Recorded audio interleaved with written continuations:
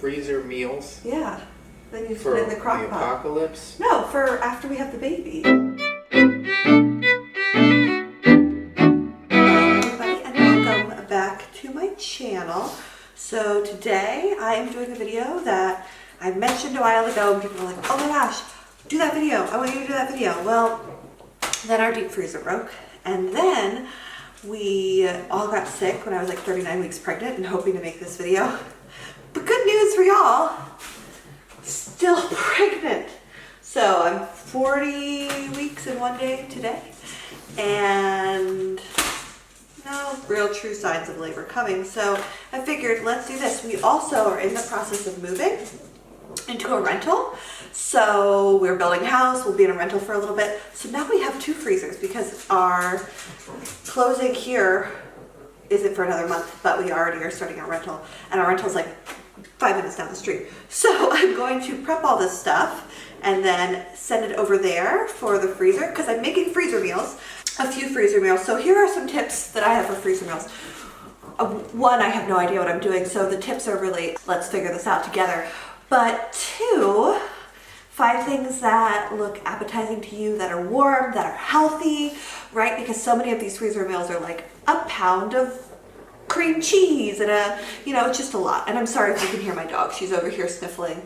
Kind of throwback to our older videos when Zoe was all about all the time. But anyway, I also want to show you guys some of my things that I really appreciate when you are trying to cook and cook quickly, even if, it's not necessarily a freezer meal. Things I love. Rotisserie chickens. You can use them for everything. And then you can even use the bones to make bone broth, which I hear is amazing. And really, really good for healing postpartum with any tears or any incision that you might have from a cesarean birth. Other things that I love. Let's go over here. I am a big fan of pre-cut up. This is just broccoli, right? Pre-packaged vegetables, right? Sometimes it's just easier to get things that are already done up and ready for you. This is sugar snap peas, and you're just going to be more likely to cook them if they're ready to go. Other things that I love that makes my life a little bit easier, so like frozen cheese tortellini. These aren't meals for every day, but some days you need meals that are a little bit faster. So that's a go-to for us, because I know my kids will eat it too, right? And that's the other tricky part. And I also am a big fan of these steamed fresh carrots, cauliflower, and broccoli because my kids love this, will eat it. It's a great way to get veggies in. Veggies fresh are great, yes. Frozen are also great. Canned are also great. Getting in your veggies does not need to be this big scary task. There's my PSA. And I also, last thing, I'm a big fan of instant rices, because sometimes what stands between me and making a meal is that the rice is going to take 15 to 40 minutes to cook depending on the type of rice. So this can get on the table much, much faster. So those are kind of my tips. And then also we're going to have some freezer meals. Now we are really going to just be doing some dinner freezer meals, some stews and some soups and some casseroles. And I will leave every single recipe linked below. These, of course, are not my recipes. But then the other one that we're going to be doing is breakfast sandwiches, which I think will be really, really good. I'm really excited for those because I struggle sometimes with eating breakfast in the morning. Oh, and one thing that I do to help myself eat breakfast and help my kids eat breakfast, I'm also a huge fan of just making a big batch of hard-boiled eggs in the Instant Pot. A lot of these meals could be cooked in the Instant Pot or the crock pot, depending on what you have. I love my Instant Pot. For hard-boiled eggs, it's just 5 minutes on pressure, 5 minutes release, 5 minutes in an ice bath. So it takes about 5 minutes to build up to the pressure, so it's like 20-minute hard-boiled eggs, but they're perfect every single time. So I always make a big batch of these. We love them with everything but the bagel seasoning from Trader Joe's. Okay, so without further ado, I'm going to put some of this stuff away and just go down and go through each meal that we're making, let you know what I'm doing. Maybe put this to music. I don't really know how this is going to work, but we're going to do our best. So let's go ahead and get started. Okay, so my first recipe that I kind of have everything prepped here and ready for is going to be lentil soup. So what I did is I actually made an album on my phone that has all of the recipes and all of the instructions just like written down, because I know that if I keep it all in one place like that in an album on my phone, it'll be easier to find. But then I also on the bags wrote down any instructions. So for the lentil soup, you are gonna freeze all of this together that I tell you guys, and I'll put the recipe up on the screen. Of course, it's from Pinch of Yum, who I will also link. She had a lot of really good looking recipes. This is one that you can cook in the crock pot or the pressure cooker from Frozen, which I just love because that just makes everything so much easier when you don't have to remember to put something in the fridge the night before. You need 2 cups of chopped butternut squash, and of course we are going for easiness here. We know that frozen has great nutritional value too. 2 cups of mirepoix. I don't know how you say it. It's a fancy way of saying you chopped up carrots, celery, and onions. So 1 cup uncooked brown lentils, 1 to 2 cups chopped potatoes. Well, when I was reading that, I read that as 2 potatoes. So that's what I already cut up. So we're putting them all in there. 3 cloves garlic minced. I use this fancy jarred minced garlic. 1/2 teaspoon of salt, and then 1 teaspoon of, they really like me to try and pronounce French, herbes de Provence. I'm sorry, y'all. I took German in high school, but apparently I didn't even do a good job of that. Last ingredient, which I think is a little weird, and I'm definitely going to be double bagging because all these do have you put like the liquid inside of them from this website, is 4 to 5 cups vegetable or chicken broth. I'm using chicken. A big thing with the freezer meals that I have learned from reading about the freezer meals is that, I'm going to kind of mix everything up, you really want to make sure that you get all the air out, because if there's air in there, that's how you can get freezer burn, and freezer burn makes things yuckier. Let's go ahead. Our next one is going to be chicken and wild rice soup. Oh, hello, baby. Yeah, so go ahead and get things started. So yes, so I have my 40-week appointment today. I'm 40 and 1 week gestation.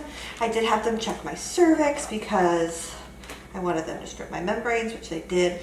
The doctor told me I was an easy 2. What a compliment. And the baby's head had come down some. I did just wash my hands off camera. Baby's head had come down some, and that things were looking good. Still about 60% of face, so no surprise, right, that I've gone past my due date. And I had them strip my membranes. I will tell you, there's a lot of people who say stripping your membranes is really, really painful. And I don't want to minimize that because I'm sure it is for some people, but for me, it has never been. It's uncomfortable, but it's not super painful. Anyway, I've never personally, I've had it done twice, found membrane stripping to be super uncomfortable.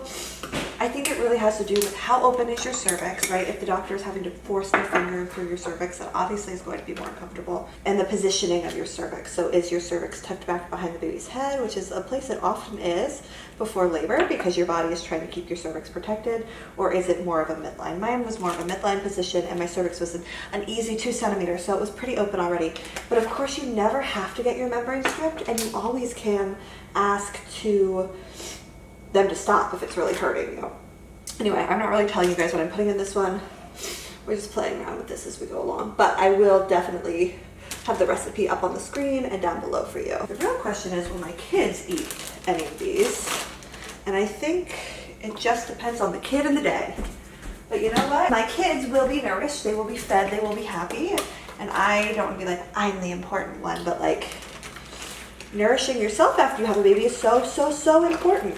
And in a lot of cultures, they only do hot things to help with healing. So they drink a lot of hot soups in Asian cultures and hot teas, and they do not do a lot of cold. So I'll even have patients who culturally like wouldn't want to do ice after delivery.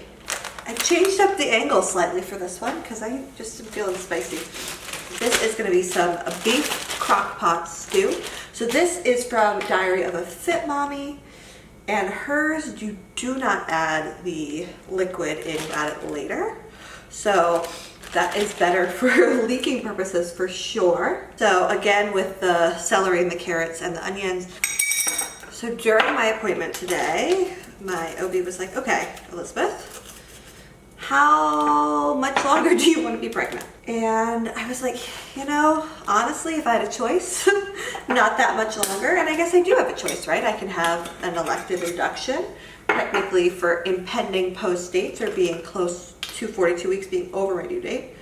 But I prefer to go into labor naturally. I really enjoyed uninduced, unaugmented labor with my son. So for me, that's kind of the goal once again, if I can do that. But I also am a bit concerned that my other babies at 39 weeks were 8 pounds and 8'4". So, you know, I just don't want to have a giant baby if I can avoid it. But I know that my body knows how to make a baby, knows how to make a baby that fits.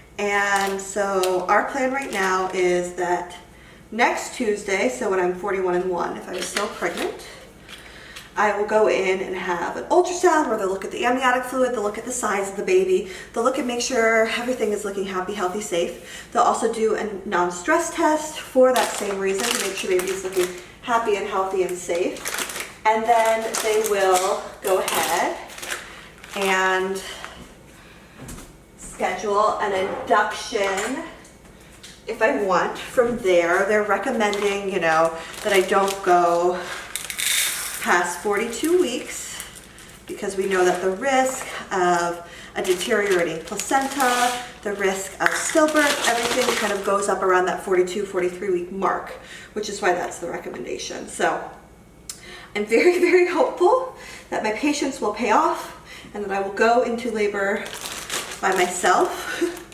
before that happens. But we shall see. Hello and welcome to another area in my kitchen. So today, we've been here the whole time. Right now what I'm doing is just cracking a dozen eggs and we are gonna make some breakfast sandwiches. I actually found this recipe on TikTok, which is so cool. And it's basically just some individual breakfast sandwiches. So I'm gonna scramble up these eggies and then add a little splash of milk.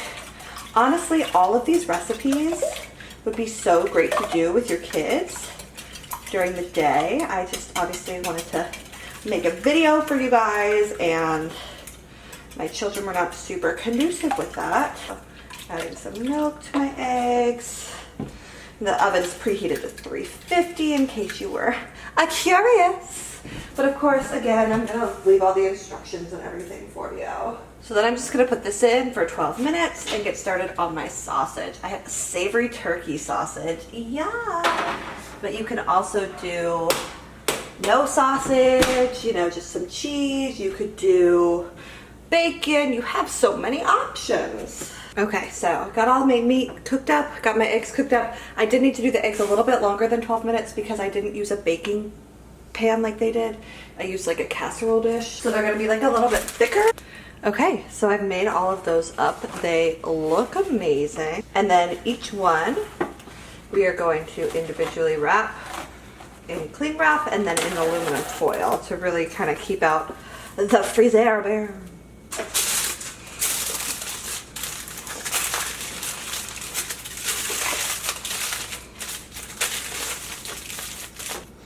So my last meal that I'm gonna make does require a bit of cooking too, and it is also from Diary of a Fit Mommy, which I of course will have linked. It is going to be like a cheesy taco casserole, because if anything is a taco, my kids will eat it up. So that's super helpful. It did call for brown rice, which I didn't realize needed to be cooked, and I don't have time for that tonight. It is 9:30 and Mama is tired, so I am just using some of my favorite little rice that can go in the microwave, and I'm just gonna cook this up and use this because that's where we are right now in our lives, guys, and that's okay. Okay, so for this one, we have onions, we have garlic. You can add jalapeno if you want. I am not, just because I have kids. One kid who's pretty sensitive to spice. My husband is too. They're babies. I love spice, but you know, we don't want them to be burning their little mouths. And then ground beef.